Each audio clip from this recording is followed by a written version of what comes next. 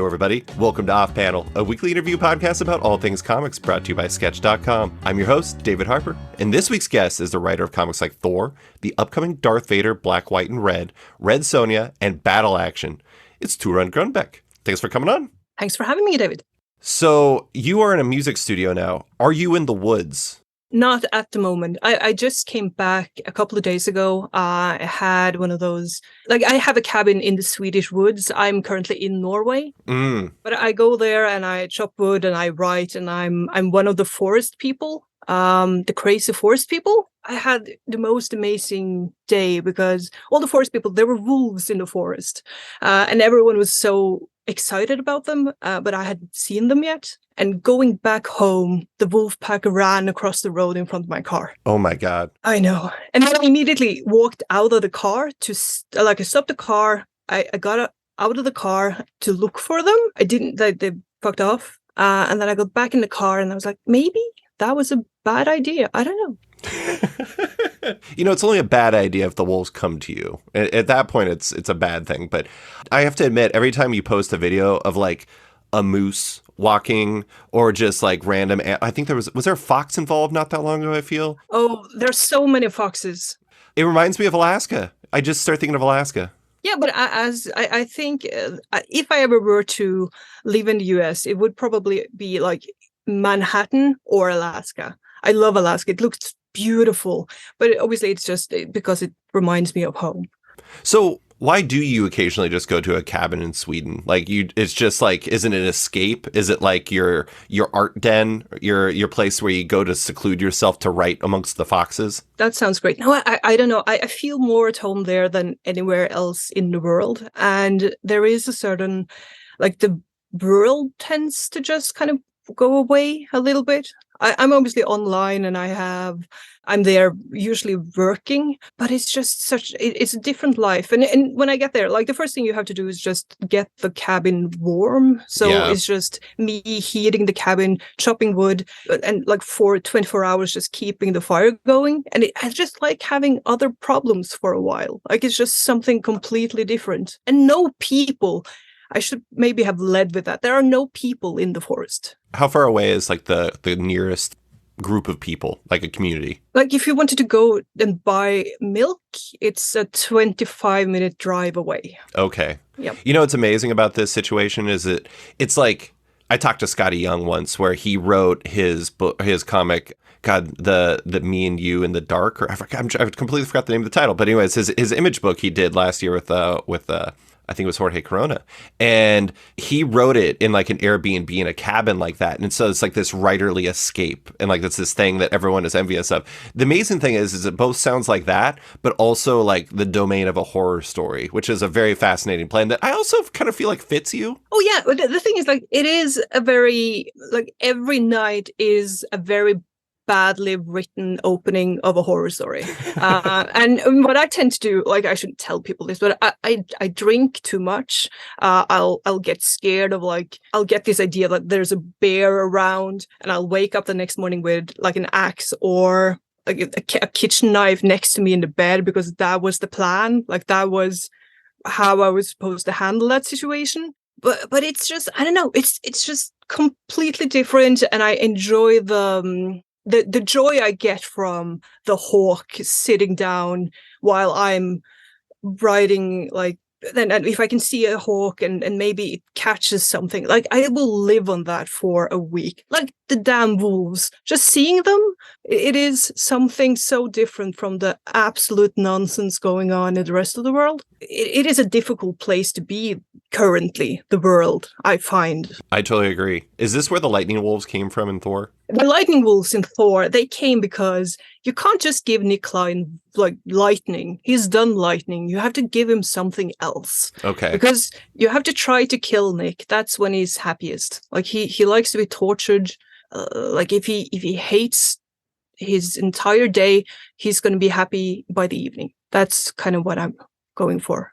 I feel like if he listens to this podcast, he's either going to immediately send it to Philip Kennedy Johnson for the upcoming Hulk book, or he's going to tell him to never listen to it ever. Never listen. do not talk to Torunn. No, seriously, I would say that someone asked me like, what was the inspiration behind the current Thor arc, and it was just Nic just trying to I wrote the first script and I got the layouts back, and it was the most delightful experience I've ever had making comics. And I realized like Nic is something special. Like we can do some really interesting things here because he's better than almost everyone. Yeah. That sounded, I mean, you look at it, it is spectacular, and he will go by the script, but when he changes something, it's always for the better.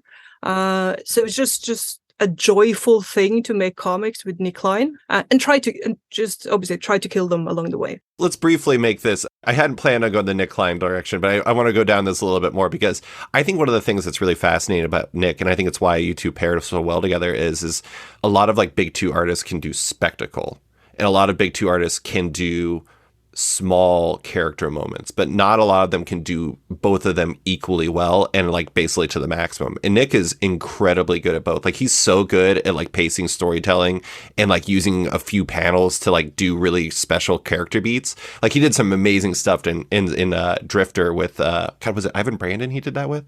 But anyways, it's amazing what he can do. And it is interesting. I think that's probably one of the fascinating things for you as a writer is like you have to get an idea for your artistic partners, because you have to push your script to push them to get the most out of the book, I imagine. Well, yeah, and you have to try to give them something they will enjoy drawing first of all, because you can always tell when people are having a good time.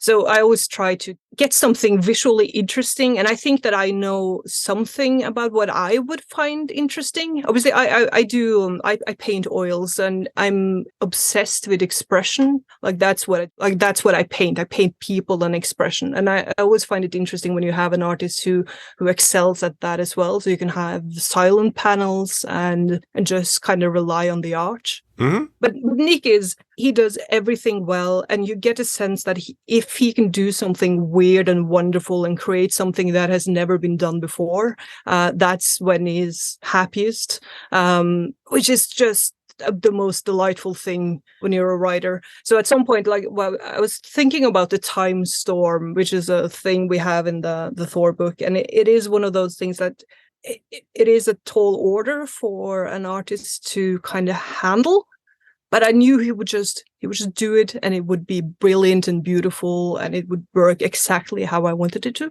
Mm-hmm. So yeah, Nic is great. I was considering when I was emailing with you, just being like, could we just talk about Nic for an hour? That would be fine. I mean, I often find that the easiest way, this isn't me like revealing interview secrets or something like that. Typically the best way to connect with a writer is to talk about their artists.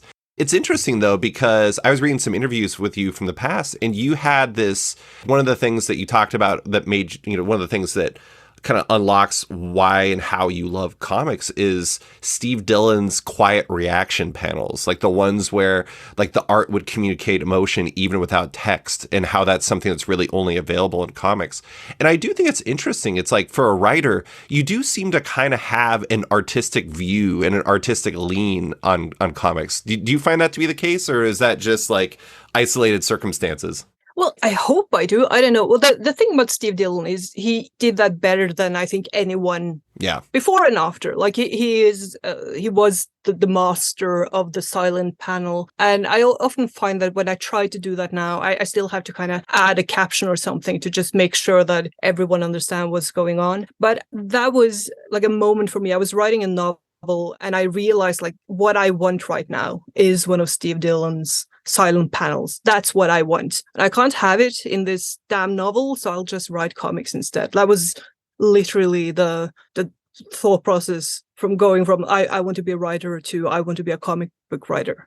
And I realized at some point that I think the reason that I enjoy painting people as well is that exact thing. Like I just want one painting that tells an entire story in one expression. And Steve did that with a little bit of ink and 10 minutes, and I do that in 40 hours and like wanking away at my stupid fucking oil painting. But I do enjoy it though. hey, you know what? It's not a race. Well, sometimes it is a race, but in this case, it's not a race. And if it takes 40 hours, I have to admit, your portraits are pretty incredible. So Thank you. you're not like, it's 40 hours not wasted. If I spent 40 hours with oil and trying to paint like literally anyone, it would just be a disaster. I would just end up with most of the paint on me. Are you sure? Are you? I sometimes I feel like, because I think that the oil painting was a sort of strange way into comics as well, because people like other artists see the work and they're like, oh, it's so amazing what you can do with oils. And I always think like if they just tried, they would be able, because if I can, then they would probably do it better than me, because I could never draw comics. That is beyond my abilities. Well, okay, before we go further down this path, I do want to get into your background, because I think that a lot of your background stuff kind of led you to comics beyond the fact that you like comics. But I wanted to talk about, like, you know, you are from Norway, somewhere that's not generally considered to be a hotbed of comic book creators. To be honest, I was trying to think about it. I think it's just you and Jason, the cartoonist, are the only ones that I actually know. What's the comic world like there? Like, is it a lot more robust than people like me might imagine? We have a lot of cartoons, I suppose, like with comic strips, and we have some really brilliant people doing some very interesting things. But there's a disconnect between the Norwegian scene and the rest of the world. And I find that a lot of people have no idea what I'm doing when I'm there and I'm talking about storytelling and the fact that I'm just writing the scripts. So very few people do that kind of comic making in Norway. I personally, I think I always loved comics, but the moment I could read English with any confidence, so I would be about, I would say 10 or something, and I could start rummaging through the local like used bookstores for all 2000 ADs and Deadline and whatever I could get my hands on. That was kind of when the love for comics began for real. And then at some point with Vertigo, and when I got some money and I could start buying things. Yeah. That was because for a long while there, I had like one used bookstore, and bless his heart, because he the guy who ran it, he had lost all kind of will to live a long time ago. He just hated every moment of life. So when I would pick up things, and I didn't have any money, but I would come with like a stack of comics and be like, hey, how much is this? And they would say, oh, it's 200 kroners. And I would say, oh, I have 10. And he would, okay, whatever the fuck, just take it. Which I always wanted to kind of thank him for that. For just selling me all of these beautiful things for nothing, just because he hated the world. But I can't find him. He's probably around here somewhere. Like I live in my grandmother's house. I bought my grandmother's house at some point, so I'm in the same small town that I grew up in, which is always interesting to kind of be stuck in the same place for a long period of time. You can kind of see how a city evolves and de-evolves. Yeah. Yeah. Well, and you can also see how like the comic world changes, which it doesn't sound, I mean, it sounds like it's pretty much the same. It's interesting. It's like that man's combination of dark times and generosity actually really changed your life in a really specific way. Very specific way. I wish I could find them. It would be something. But hopefully he'll hear me talk about him, because I do like it. It was truly like a blessing for me, because we got a few things translated, but it wasn't a lot. And then there are comic book stores in Norway, but not in my town. So I couldn't go there until I could go to Oslo on my own. Yeah. So that was a few years later. I always imagine, I mean, even when I talk to like creators who grew up in like the UK, where there's like a lot more kind of comic related stuff, it always seemed like one of the main issues of kind of getting into the medium was like accessibility. It's just like just trying to find it. And then like if you find one, trying to find the next one, or like trying to find like anything basically. And it's, I don't know. I mean, it's kind of a miracle that you found that setup. But I actually read it in that, I think, the same interview where you talked about Steve Dillon. You said that comics saved you when you were 12 or 13, and that the comics that started coming out in the 1990s were very big for you then. I'm curious as to how comics saved you, and what was it about that era of comics that really spoke to you? Well, I think it was a period, I think we all struggle in our teens to a certain extent. I truly hated my school and my classmates. They hated me too, so it's fine. But I had music and I had comics. And I think it was the fact that there was like a world it made more sense to me. The worldview that I found, especially in the Vertigo comics.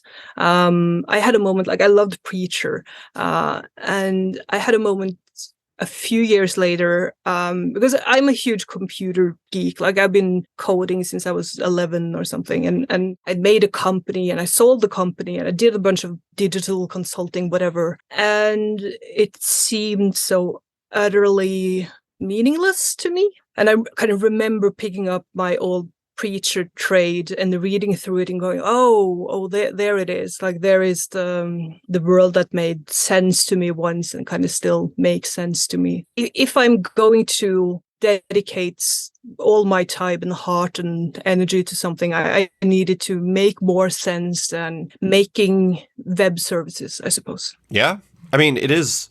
I was looking at your background. It's kind of interesting because well, I'm kind of skipping to a later part, but I mean, like the first thing I read from you was the Jane Foster Valkyrie stuff. Although it's kind of funny, every credit I see online, it says Valkyrie Jane Foster. For some reason, I've always said Jane Foster Valkyrie. I think it's because Jane Foster's across the top, but neither here nor there. And that was in 2020. But you'd made some comics before then, but you were a graphic designer. You, like you said, you did like web technology stuff. You did exhibition design. You were like an oil painter. I find it really interesting that you do all these different things, or you did all these different things. You sold a company before you started writing comics. It seems like, I don't know, I mean, was it just because like you would see comics and it would just make sense in a way that like the rest of this stuff didn't necessarily? Like it felt like, I don't know, not to be schmaltzy about it, but kind of felt like home to you. Is that kind of what it looked like whenever you would see comics? Yeah, I think it feels like home it's a good way to think of it. I knew I wanted to write, and I did write, and I've been but prose didn't add up for you though, right? It's like it was missing something. It was missing something, and I've had a very strange background. I feel like I do a lot of things quite well, and like I do graphic design, and at some point, like with the company, we made some books in that company, and the publisher figured out that I could make books for them. So I published and edited and written like 50 or so non-fiction book, including a bunch of cookbooks. What? Like I've done. Yeah, I know. I don't know. But it was always sort of someone else's passion somehow. And I found that if I wanted something that with my name on it, big, and like this is the thing that I'm making, I wanted it to be something that felt more me, more like home, and that was like, to me, that was comics. I just want to say, before we started recording, you were talking about how like you don't know how I get all my stuff done. You just said you wrote like 50 nonfiction books and sold a company for web technology before you started writing comics. What? I mean, I'm old. Like it's just that was in my 20s. I don't know. Like it was. I had energy back then. That's a lifetime. That's like 50. I don't know. You're blowing my mind right now. I do think it's interesting though, because it makes sense, all these different things, because you actually do. I gotta give you credit. You have one of the nicest creator websites I've ever seen. It looks fantastic. Oh, really? It looks really good. It's very clean. It's very readable. It's got all the. I mean, it's outdated, but thank you. I mean, it's outdated. I mean, you know that because you're a web technology person. I'm just like, I mean, you look at creator websites and it's like this is a Rolls Royce comparatively. So I do think it's interesting though, because all the stuff that you have done, the majority of it is kind of like merging words and text, or words and images in the same way. It's like, oh, yeah. Web design is, I mean, it's not comics, but it's like there's parallels. And it's interesting because it seems like you've kind of always been circling comics without even realizing it. It's like you've been building up skills by doing other jobs that have tangential overlap. Yeah, I think there is something to that. I like whatever, all of the things that you said. I'm just going to say, yeah, that sounds like something I did brilliantly. Yeah, that was great. But I do realize, like, I had an exhibition for my art stuff, and I had it in New York with like New York art people who are like South Park thing. Like they're like a parody of themselves. Like it's brilliant. You meet people who are like, oh, this is Mathilde, she's in her silent period. Like, they're just excellent. And they made a big deal about the fact that I had all my paintings, and then I had a little short story, like a one-line story attached to the painting, and they were kind of hung up on the fact, because they didn't feel like, first of all, they didn't feel like that was the correct thing to do, but they kind of excused it by the fact that I was also a comic book writer, and that exhibition, I kind of timed it so it would be the same week as New York Comic Con. And I remember going from the opening of the exhibition, which was like, it was weird, and I don't know. And then I went to New York Comic Con the next day, and I had that moment of like, oh, these are my people. I get it now. Like, this is what I'm meant to do. So I had at some point I chose between the comic writing and the art, and I kind of went for comic writing because I like you guys more. You know what's funny? I think the first time I actually became aware of you, this is going to sound really odd, but I think it is actually true, is I think you went to Thought Bubble in like 2019. And like, you know how like everyone takes those bathroom pictures where it's like it's like Kieran Gill and everybody goes to the bathroom and everyone's like taking pictures, and like this sounds weird, but they have a really nice bathroom at, is it Harrogate? It's the Majestic Hotel. The Majestic Hotel. It's a spectacular bathroom. And I remember there was all these pictures. I was like, I know everybody besides that person. Who's that person? And then like 2 weeks later, you're announced as the writer for Jane Foster Valkyrie. And I was like, oh, okay. There we go. It's the bathroom so person. Happy. That was Jerry who took all the pictures because it's a men's room and it is brilliant. And he is a brilliant photographer. So I am happy that he kind of, yeah. But I was already writing Jane Foster at that time, I think. Yeah. I think we just didn't know about it yet, possibly. I mean, that's the thing, is it's always happening on like this kind of sliding scale. But and now, a quick word from one of our sponsors. The comics crowdfunding platform Zoop has new campaigns launching this March, such as the deluxe hardcover for We Are Scarlet Twilight from Benjamin Morris, which was fully funded in 8 hours, The Other Happy Place from superstar artist Jesse Sharon, Imposter Syndicate from War Rocket Ajax host Matt D. Wilson, and a benefit anthology for Planned Parenthood spearheaded by the legendary Trina Robbins. There are other live campaigns and more to sign up for soon, so check out zoop.gg for more. It takes less than 30 seconds to sign up, and the e-commerce style checkout is easy and intuitive. Add multiple rewards and add-ons into your cart, provide some info during checkout, and you're done.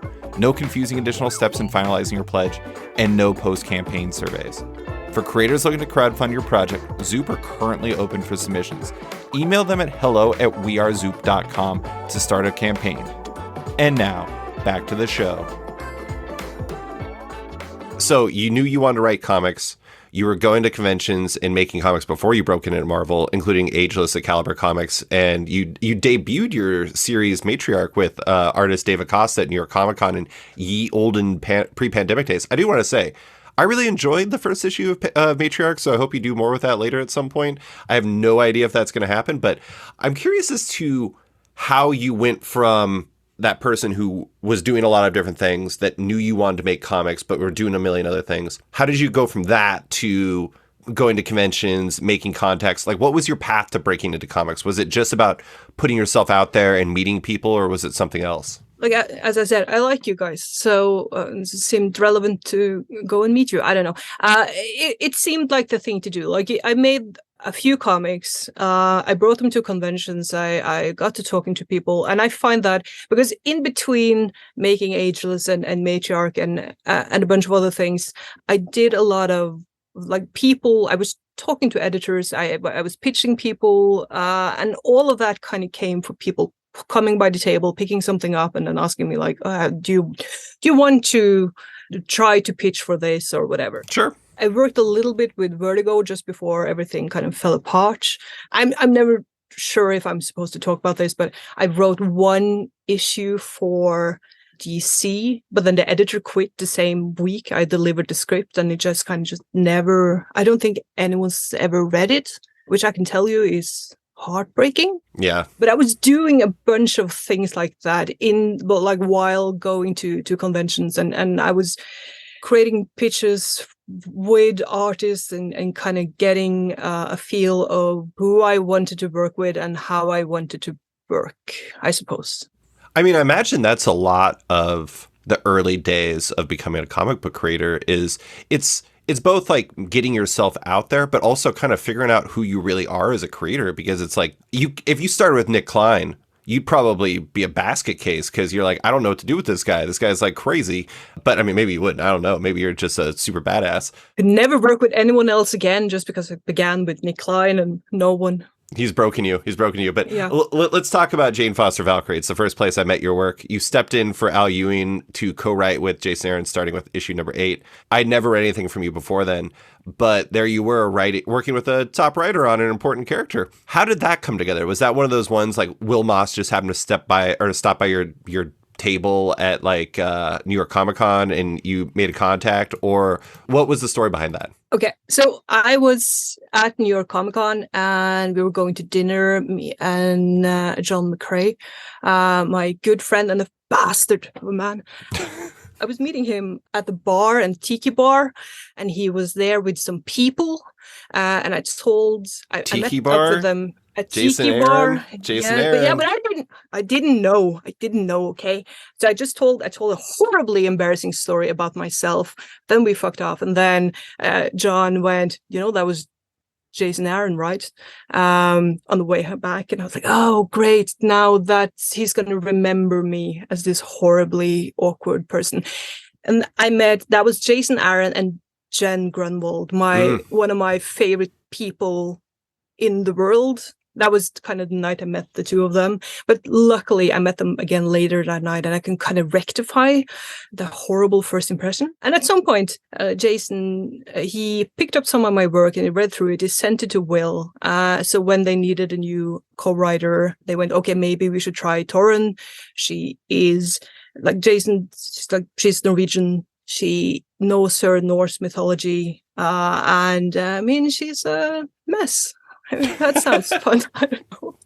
I love that it started with a embarrassing story at a tiki bar, which is like, I kind of feel like for most people would not actually work, but for Jason Aaron, I feel like probably is a really good path. Also, Jen. I mean, like, Jen's incredibly fun. I bet she loved the story. Well, yeah, I think so. I think she found it hilarious, and it was just. I'm happy I didn't know who they were. I think it would have been. I might have been awkward about it, just because I like the other side. It's one of my favorite books ever. Jason is brilliant, and he's also, I would say, like, if you're going to get into Marvel and you start co-writing with Jason, who would just like, do whatever you want. Just let me know if you need anything. Just go for it. And like he was there helping out every step of the way, and he let me do whatever I wanted when I wanted to go off and do something. And then with Will Moss and Sarah Brunstad as editors, like, it is the best possible way to get into Marvel. It is best possible team. Like, it was absolutely brilliant. So when you were co-writing that initially, it was kind of like you as the lead and like Jason was helping out as needed, basically? Well, it sort of worked out that way, but I obviously wanted to show off to a certain point. Like, I assumed that the point for Jason was to kind of help with the workload. So I wanted to make sure that I was pulling my weight. Mm-hmm. But Jason, he's so very good at the things that I'd never done before, like the cool one-liners while fighting. I didn't think about those. Like, that doesn't sound like a thing. Like, I would like, if you read anything I've done before, people are not fighting and talking, but it is like, you can tell what I wrote and what Jason wrote, just because if it's really funny and screamy, it's Jason. If it's sort of miserable and introspective, it's probably me. If humor was not natural to you before, perhaps, I will say that your recent nay joke with Mr. Horse, or where you were talking about, God, who was it? It was Thor saying it. And there was like the way you handled it and the way that Nick drew it was just so perfect. It was very funny. Good job by you. Oh, yeah. Thank you. I wonder if that was, because that was an interesting thing. We were working not necessarily with Donnie on those pages, but we had some pages that we wanted to use. So that might have been Donnie. But I do try to, like, I find that when I'm funny, I like absurdity, and I enjoy it when it kind of, like, I like situations that are kind of absurd and therefore funny. But I realize that you have to bring the funny sometimes. And sometimes I will write a script and I'll be like, oh, we need something to kind of just something to fix all the misery in here. Yeah. So I'm better at it now. Yeah, being Jane Foster. I mean, Jane Foster's job is terrible. It's like guiding people to Valhalla is not exactly the most amusing thing I can imagine, but it can be if you have a talking horse. Oh, yeah. I think the co-writing thing has always been interesting to me because it seems like Marvel will often have like newer writers who they haven't worked with co-write things with veteran writers like Jason. Did first writing for Marvel in that sort of way help you get a better feel for how things should work? Like, was it a nice way to help you figure out how to write the Marvel way? Oh yeah, very much so. And the thing is, like, I love Jason. He is one of my best friends, and I adore him as a person, and I also feel safe asking him all the ridiculous questions, because there is a sort of like if you've never done lettering notes before, I was kind of like, what does Marvel expect me to deliver back?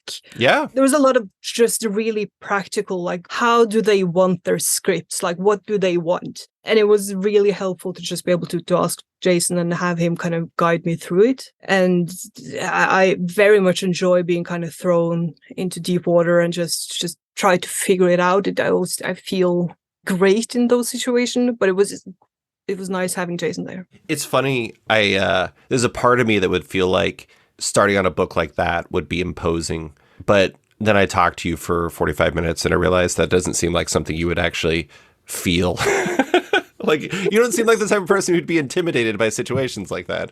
Well, what I did find intimidating, this was after, like, the first script was done and it was being drawn and everything, and it was announced that I was writing it, and I got the letters from the Jane Foster fans, and they are a beautiful, I think it's the most lovely fandom I've ever been in touch with, and they feel so much for this character, and that I had a meltdown after, like, the first. I got like a long letter from a woman who lost her father to cancer, and there was a whole thing, and she'd read Jason's run on Jane Foster, and and I was, oh, this is the character who is in my care right now, and hopefully my, like, horrible, because I am, like, between Jane and Runa, like the two Valkyries that I've written a lot, my gut reaction to anything is always much more Runa than Jane. Like, Jane is the person that I would like to be. Runa is probably more, like, let's hope I never get superpowers, because I would be Runa. I do think it's interesting how, like, I wrote a feature last year on how, like, Jane became the mighty Thor, and I talked to Jason and Will and Russell Dodderman and a whole bunch of other people for it. And one of the things I thought was interesting, I think when people think of the reaction to Jane, they mostly think of the negative part because it was so, like, visible. But that's the thing is, like, talking to Will and talking to Jason and talking to Russell about, like, the fan reaction and everything like that, I think it's kind of underrated how important Jane was both in the moment and still today, in, like, a way that, like, was never maybe as visible as, like, the negativity, but was, like, more powerful and carried by more people, it seemed. Yeah, I mean, that's kind of how I got a little, like, I was reading comics at the time when they did the whole Lady Thor thing, and but I didn't catch the whole ridiculous nonsense just because I'm not in America, so yes. I can put on, like, late night TV and see it, like, because yeah. So I just read the comics and I thought the comics were excellent, and I always enjoy it when you get like some humanity into your superhero comics. I think that's kind of key to make it relevant, and they did that in the best of ways. And I wasn't necessarily surprised to find that, like, the Jane Foster fans are both, like, extremely hardcore and lovely people. It was just a sort of reminder that, oh, this means a lot to a lot of people. in a way that I might have underestimated when I'm just like alone in my cabin trying to write. Yeah. And I'm sort of happy about that, because I'm not sure like how good the comics are going to be if you kind of keep everyone in mind at all times. I do think it's interesting. I realized something when I was prepping for this. So your first issue of Jane Foster Valkyrie was number 8, which hit in February of 2020. By the time the second issue hit, the world had been hit by the pandemic. And then everything shut down and a whole lot of creators had to put pencils down, and another issue didn't hit until June. And that was like a super weird time for everyone. But this was when you were first getting your foot in the door. Maybe it's tough to flash back to that, but what was that like? Was there like a part of you that felt like things were falling apart before it had even really started? Yeah, it was exceptionally weird. And I was sort of heartbroken because I was the thing we were doing with, because issue 10 at some point it did actually come out, but we had 11 and 12 already written, and when everything was paused, because we never got like the call that like everything is cancelled, we knew we wanted to do more, but we didn't know when. And we had like a couple of months there when no one could, like, we didn't know what was going to happen. I was like in my studio painting, not seeing anyone, not my friends, not my family. It was a weird time, but it was weird for everyone. But it didn't take long before we knew that we would at some point keep the story going, but we would have to do the King in Black tie-in before we could continue with the story. Mm-hmm. So we had to change up a lot of the things that happened, like when Runa would kind of enter the scene. So we did the King in Black tie-in, and then we continued the story in Mighty Valkyries. So the first issue of Mighty Valkyries is pretty much the first, like, issue 11 of Jane Foster Valkyrie. It's so funny. I mean, like, that's the type of things that I don't think people will ever really fully understand about, like, the pandemic impact. Is like how it kind of shifted things and like really. It doesn't seem, I mean, it's not big ways. It still happens, but it's like, it's imperceptible, but it has a real impact in like ways that are beyond just putting your pencils down. It's like, it shifts stories. And like, I mean, from what I understand, I think I talked to Jerry Duggan not that long ago, and he was saying some of the stuff that they're getting to now in the X-Men stuff were things that they talked about at C2E2 in 2020. And like before the pandemic. And it's just, I don't know. I mean, I don't want to go too far down that path, but it is kind of wild how like it hits in ways that you didn't really expect, where like you have to shift storylines to other minis and stuff like that. At least to me personally, I didn't feel like I really wanted to kind of show what I was made of. And I knew like if we ended with issue 10, then I wouldn't have been able to do that yet. And I was sort of, it is a very, I kind of knew that in 2020, I was one of the most privileged people out there. Like I had no reasons to complain about anything, as I sat like in my full studio painting away. I was fine, but I was a mess. Yeah. Just because I was this is the thing that I wanted to do forever, and I got a taste of it. So I struggled to kind of figure out how to deal with kind of continuing. But then at some point the deadlines took over and we were back on track, which was good. Yeah. One thing I wanted to ask about with your work is it's kind of Jane Foster Valkyrie, you took over when Al Ewing stepped off. And then Thor, you know, Donnie had to bounce and you stepped in. Well, he bounced, but he also kind of co-wrote wrote parts of 31, but it's complicated. Anyways, so sometimes it seems like there's been several books where you step in because of the absence of someone else. And that it's not that that's so unusual, but it seems like that's happened to you a number of times and it's presented opportunities to you. I'm interested in, do you find that when you step in on a book like Thor, that I'm curious as to like what kind of challenges that presents to you as a writer, but at the same time, do you feel like stepping in on somebody else's run, do you find that also presents some opportunities to you as a writer in some ways? Well, I suppose like with Thor, we had a lot of things we needed to figure out and explain and kind of make way for the person who's taking over. And that was a challenge, but I really enjoyed it. Like I enjoy those kind of challenges, and I think that Will knows that I do. Like he knows that he can throw a lot on my plate, and I will enjoy it.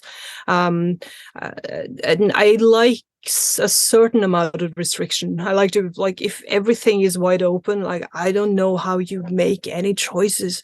So I sort of enjoyed having like a few things to go on and a few directions to kind of that we had to go in. And like, I would write Thor in whatever form, and I think it's the same thing with, like, I did Punisher War Journal, and that was Jason's Punisher, but I was writing like stories in between. Yeah, and that isn't necessarily my Punisher, if you know what I mean. Yeah.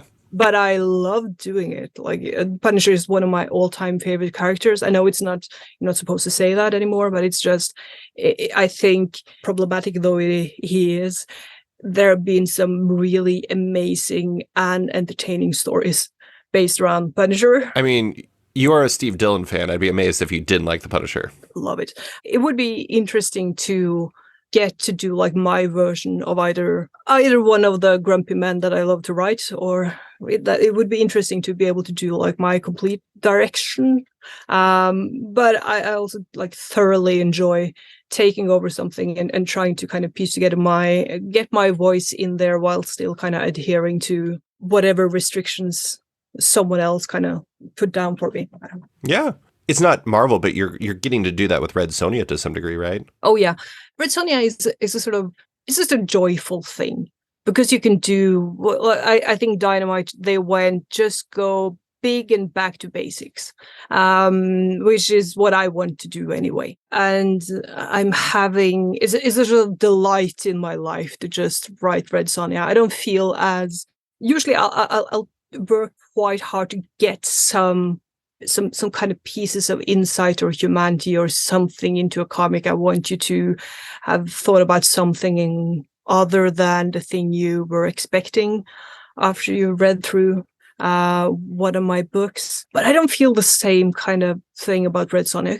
It's just supposed to be entertaining and fun, violent, and hopefully at least a little bit sexy in the right way. I have to say, I had never read, watched, or done anything involving any Red Sonja story ever. It was the first Red Sonja story I'd ever read. Your Red Sonja number 0, the free comic book day issue that's coming out this year. And I gotta say, I really enjoyed it. It is like a it's just like a classic short, like, I don't know, it's like a entertaining, dramatic, violent romp that sets up a later story. It's kind of like a perfect free comic book day morsel. You really nailed it on it. Oh, thank you. I'm very happy to hear you say that. So, obviously horrified that you've never read any Red Sonja before, because I don't know how, if you don't know what it is. Like, I tried to show my kids, like, oh, I'm writing Red Sonja.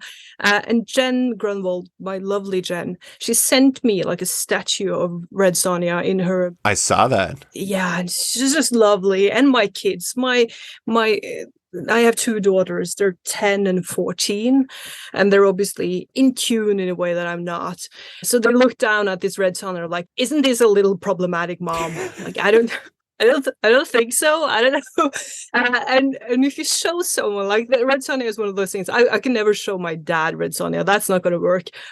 I'm happy to hear that you enjoyed it. Well, Red Sonja is a fascinating character though, because it's a character with a long history, and one that has like a mix of fans who look for different things from the character. But then you also have people like your daughters who respond in that sort of way. And it's interesting because it's like, I imagine you kind of want to balance all the, I mean, it's not like you said earlier, it's like, you don't want to carry the Jane Foster fans' thoughts with you as you write, because you get bogged down by it. But it's also, you want to balance that history and what today is like while making your own mark on the character. So it's like, there's a lot of like competing demands on you as you're writing it? Sure. I do think that you can do something. You can have a woman who is like horny and scantily clad and violent and brilliant, and not at any point really do something that's problematic. I think we lost it a little bit with the strong female characters at some point, and I think, yeah, especially in America, you're kind of still. I'm trying to be like, I love America. I just want to point that out. I really love America. It's a reason why I work for an American company and everything. But there is a capacity for banality that you can't quite We're super weird at times. You're very weird about the horny stuff, like the old sex stuff. It's very weird about it. It's an interesting challenge, but I feel very much up for it. I feel like it's gonna be mostly just a good time. The first issue definitely does that. It's funny because it reminds me of like, I mean, obviously like Red Sonja preceded this, but it's like when you watch the highly entertaining parts of like the Witcher series on Netflix, it's just a classic fantasy romp. And like, that's kind of what you're going for. I'm curious though, that I find Free Comic Book Day issues to be really interesting because it's like, what was it? Is it 8 pages, 10 pages, something like that? I think I got 12. You got 12. So it's very limited real estate. It's like a trailer kind of. Did you go in with very specific goals, that things you know you want to accomplish? Is it really just come down to like, I want to hook people so they come back for more later? Well, I knew what I wanted to tell with, like, I knew what story I wanted to tell in the issue, but I would say that my greatest weakness as a writer is that I plot too much for the space available. It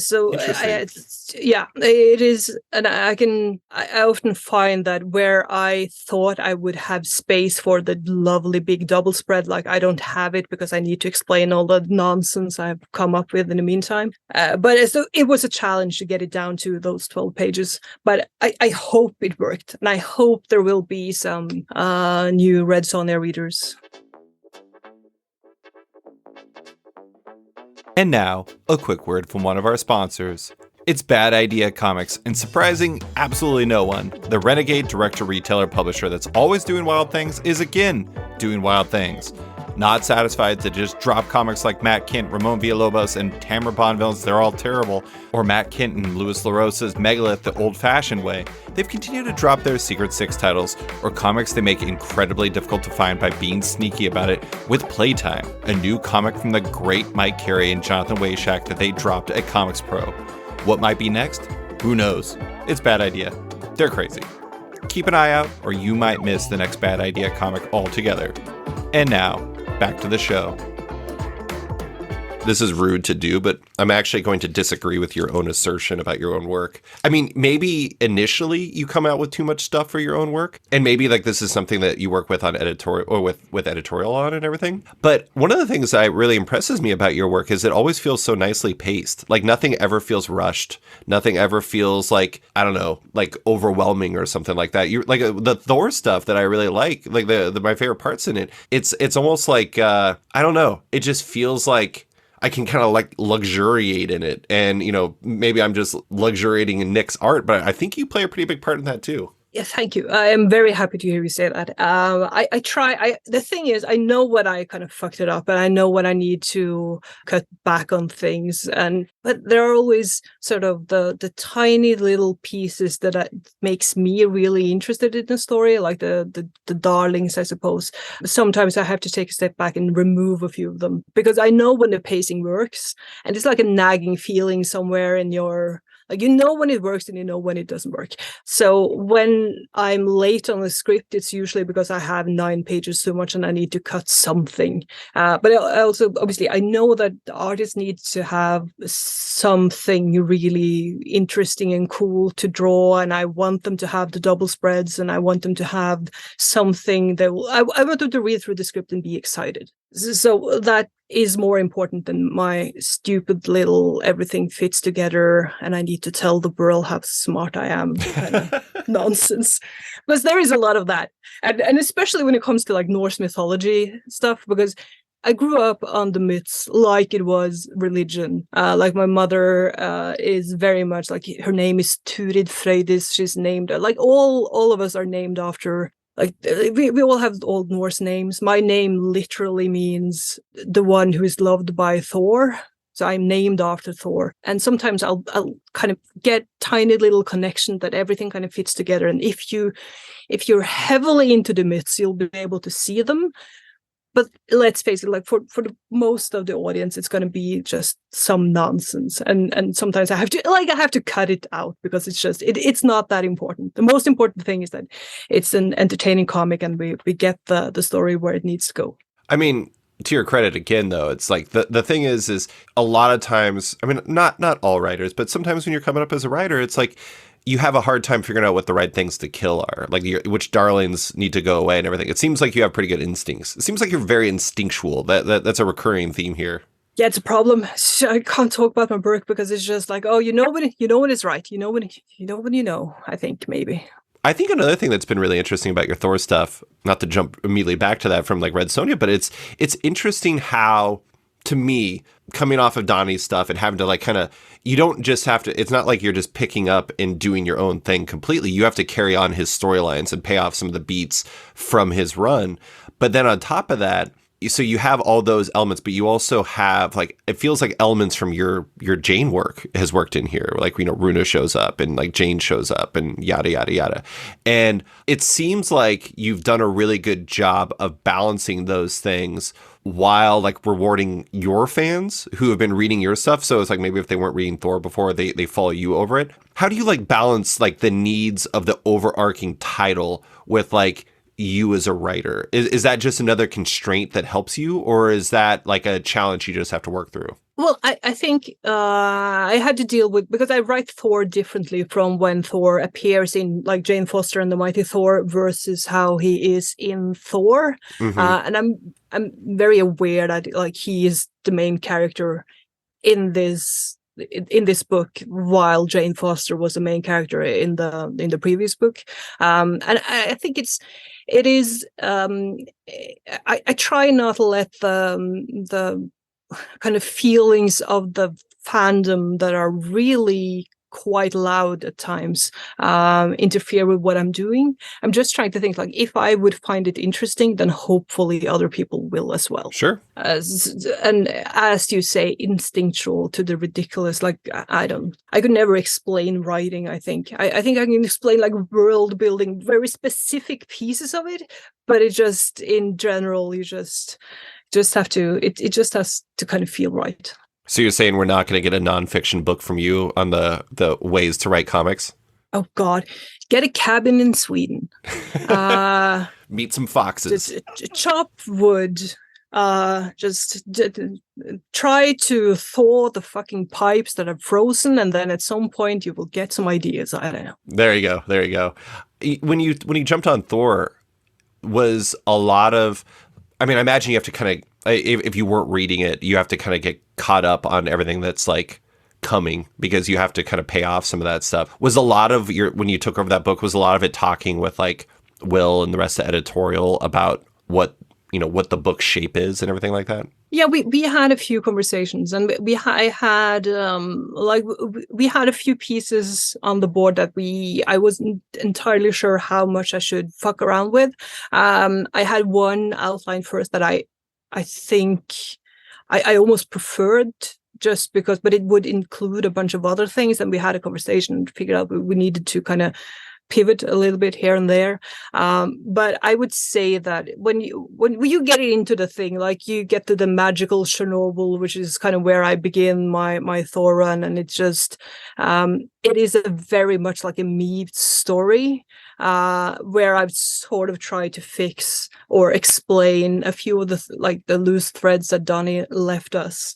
And I think that like what we tried to do was just make sure that the reader who has been following along Donnie's excellent run, that they don't feel like we just forgot about a bunch of things. But honestly, it's just been a lot of fun.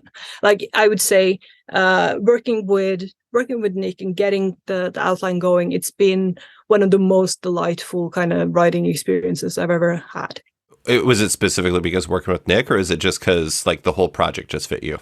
Well, I mean, the whole project was a really great fit, but Nic did absolutely help. You could just call this episode like the Nic Klein fan club.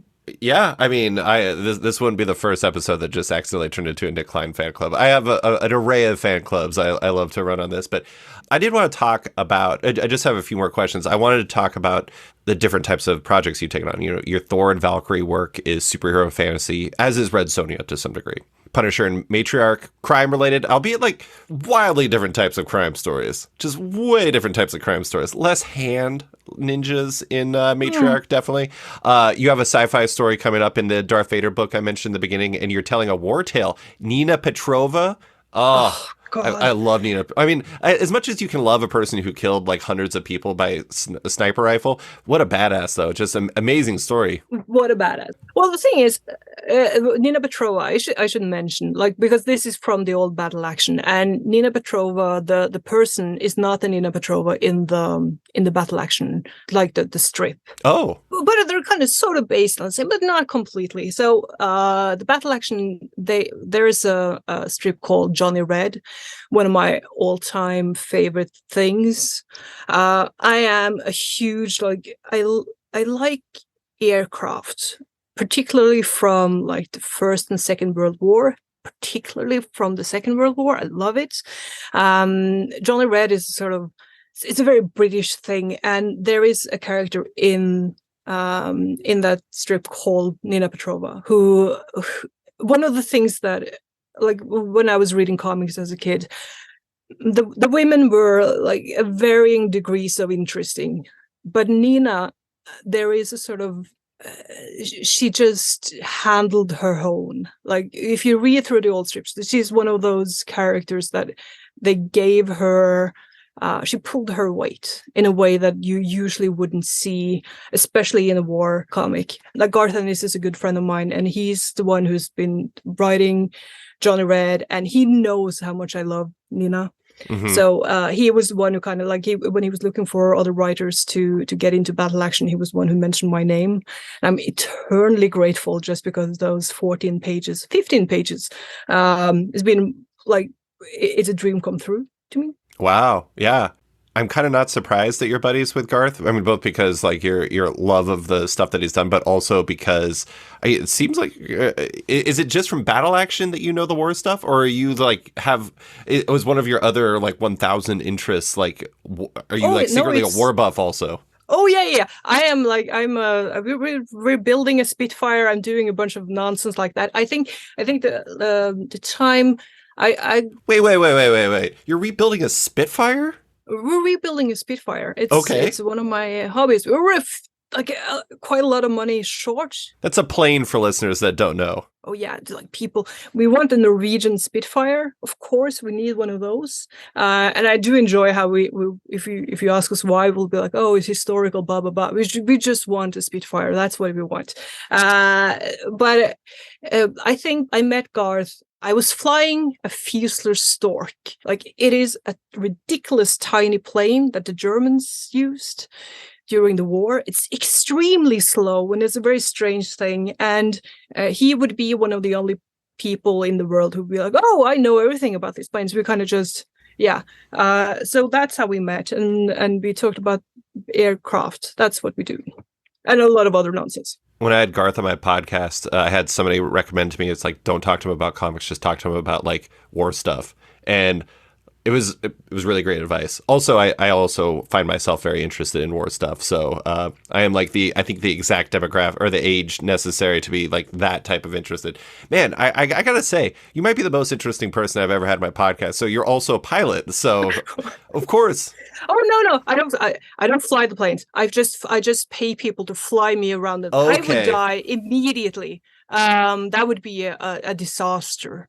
I need I need to be able to as long as there's an undo button, I can do whatever. Like, planes don't have those. No, they truly don't. So the closest thing I've had control over a few planes in the air, but no one's gonna let me land anything. No, it doesn't sound like it'd be advisable. But getting back to the original question, so you've worked in all these different genres. It is actually, it's a wide mix genre wise. You haven't like kind of honed into like, you're not like Ed Brubaker and Sean Phillips like just doing crime books or anything like that. Do you have a preferred like style or genre? Like, do you have a lean, or do you just enjoy telling comic stories and you adjust to the story that needs to be told? I think I can adjust pretty easily. What I do find that I enjoy it as long as there is some connection to something human, so it feels relevant somehow. As long as I can do that in some way, I'm fine. And I find that quite easy to do in most genres, but I do find that there are some things that I don't think I would be very good at. Like I don't think that I would be like a huge team book with a bunch of like where the I needed to be connected to something, like some characters and character driven in some way. Yeah, but I'm not sure if there's a genre that I prefer over other things. I like, as long as there, as I said, just a connection to humanity in some way. Well, it's interesting that is kind of like your like defining ethos or characteristic or whatever preference, because I think ideally every story has that, right?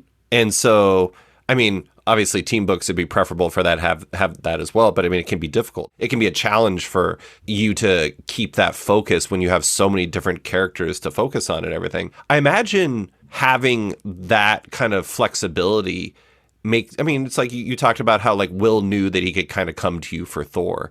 I imagine editors kind of knowing that about you makes it really easy to like, I don't know, kind of find work to pop in on, like little projects for you to take on, miniseries, things like that. It seems like that flexibility is a huge advantage for you if, you know, the right people know it. Well, yeah, I have no idea what people think about me or what they like. I have no idea. So maybe, I don't know.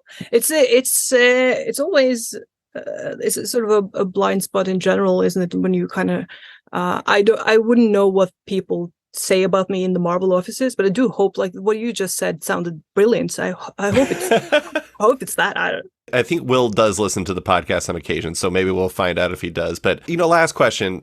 I mean, obviously it's impossible to predict. Who knows? You may spend the rest of the time in Sweden in your amazing cabin. We don't even know. But I'm curious as to, like, what do you want to be next? Like, you've spent the last few years kind of like building up your career, making connections, finding all these projects. Like, after doing all that, do you have a stronger sense as to what you want to do next with your comic writing? Well, I do have, like, I need to get, like, I had a few creator-owned things kind of die during the pandemic, just because, like, several different things, but the main one was just that thematically the story sort of didn't work anymore. And I think the world changed in a way that we haven't quite figured out yet after the pandemic, or after just these last 5-6 years where we kind of lost all sense of decency and something.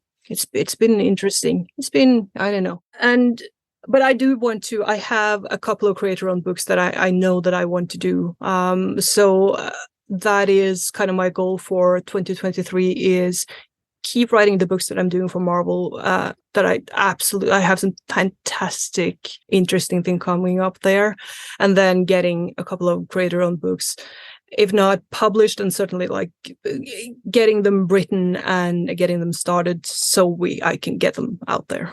Yeah. Well, I wish you the best of luck in that, because I can't wait to read more from you. But that is all I have for you. Thank you so much for coming on to talk about Thor, the greatness of Nic Klein, the handsomeness of Nic Klein, and the gloriousness of Nic Klein. I really appreciate you taking the time. Thank you so much for having me, David. It's been a delight. Thanks for listening to this week's episode of Off Panel with writer Torunn Grønbekk. You can find Grønbekk on Twitter and her work in Thor. Also, thanks to Deanna Chapman for editing this week's podcast. If it sounds better than usual, it's because of her. Love Off Panel, want to support it? Subscribe to the podcast on Apple Podcasts today and give the show a rating or review while you're at it, but 5 stars only. You can also support the show by backing on Patreon. Find the show at patreon.com/offpanel. And when you back it on there, you get early access to each week's podcast, as well as weekly content and more. Want even more? Subscribe to my subscription comic site Sketched at sketch.com for long-form articles, interviews, and the rest of the site's content.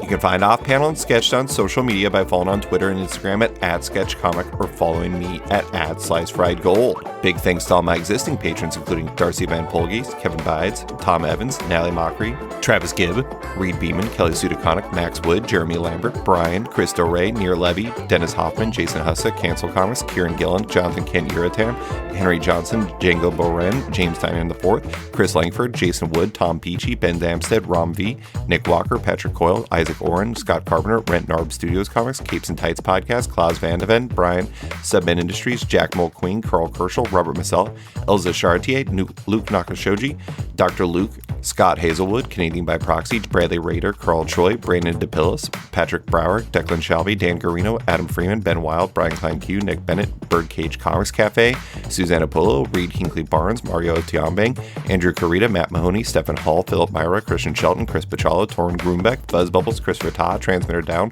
Waltz Comics and Books, Akil Wilson, Alex Dimitriopoulos, Terry Dodson, Wesley Gift, Sean Kirkham, Julio Anta, Brett A. Schmidt, Jason Goodmanson, Paul Reinwan, Vita Yalak, Akil, Philip Seavey, Al Ewing, Ryan Alcock, David Kelly, Nick Polito, Matthew Groom, Jason Massey, Adam Bogert, Matthew Taylor, Nick Patera, Jacob Sorelli, Ford Gilmore, David Baraldi, Nick Hall, Bjorn Basin, John Hendricks, Steve Anderson, Ian Maxwell, Cliff Chang, Paul McMahon, Scott McGovern, Nathan Fairbairn, Adam Highfill, Fiona Staples, Mark Abnett, Michael Shirley, Tom Barnett, Jim Demonakos, Norbert, Nick Lowe, James Kaplan, and Mission Comics Art in San Francisco. You guys are all the best. A quick thanks to Wolfpack for letting me use their song Outro as the song's opening theme, and to Upright T-Rex Music, who wrote and performed Off Panel's outro and ad music just for the show. Check out both their music on Spotify because it's completely delightful. Thanks for listening, and tune in next week for another episode.